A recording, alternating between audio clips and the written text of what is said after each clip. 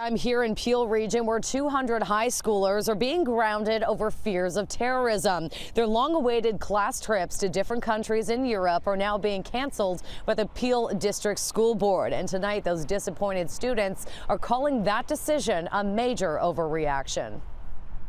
And there's no common sense.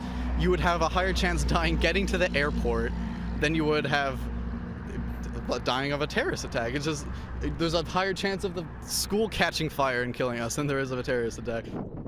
David and his buddy Jeremy are crushed by the cancellation. They were supposed to be on a plane to Italy with the rest of their class in just 16 days, a trip they've been planning for months. I don't come from a wealthy family particularly. I had to get a job specifically just to fund this trip. I've worked $600 worth of hours just to fund this. This is one of 4 class trips to Europe the Peel District School Board has decided to cancel, citing this daunting warning by the U.S. government. It talks about possible targets throughout the entire continent, an advisory our own government is not following. In fact, right now, there are no travel alerts to any European country. Canadians traveling to Italy are being told to simply exercise normal precaution. It's pretty ridiculous how they're fear-mongering. They're giving into fear. They're basically letting the terrorists win by letting their attacks take effect on us.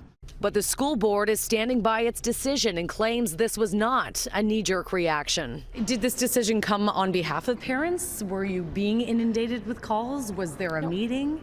So no, there wasn't a meeting. We weren't being inundated with calls at the central level. Now, I can't speak for the schools. What I can tell you, though, is that the travel advisories do say that they don't recommend travel to Europe at this time because of threats, in particular to tourist areas, which is where our students will be headed. But the government of Canada there's no advisories from our own government, and you're not just trusting that? Well, I think, I can't speak for the government of Canada and what they deem to be a threat. What I can tell you, though, is if anyone in the world thinks that there is a threat to safety, we're going to take that seriously, regardless of who it comes from.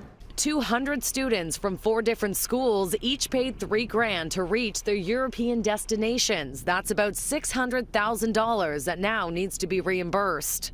The school board is promising full refunds, although it's unclear how much of these last-minute cancellations will be covered by insurance. At this point, we are working very closely with our insurance companies to cover those costs. So you might not get the full reimbursement from the insurance? We can't speak to that yet. For grade 12 students like David and Jeremy, this was their last chance to take a once-in-a-lifetime trip like this. They both believe that this decision is sending the wrong message to students. Let me be clear that these terrorist attacks are terrible and they're ruining many lives, but to let their actions dictate how you live, I don't agree that you should do that. Now, we did call around this afternoon, and I can tell you that no other school boards in the GTA have considered canceling trips to Europe, but I am being told they're constantly monitoring safety concerns in areas where their students are traveling to. Now, this story, of course, came to us from a student, a City News viewer. If you see news in the making, please let us know by email, phone, or Twitter. You can also submit a tip through our website, citynews.ca.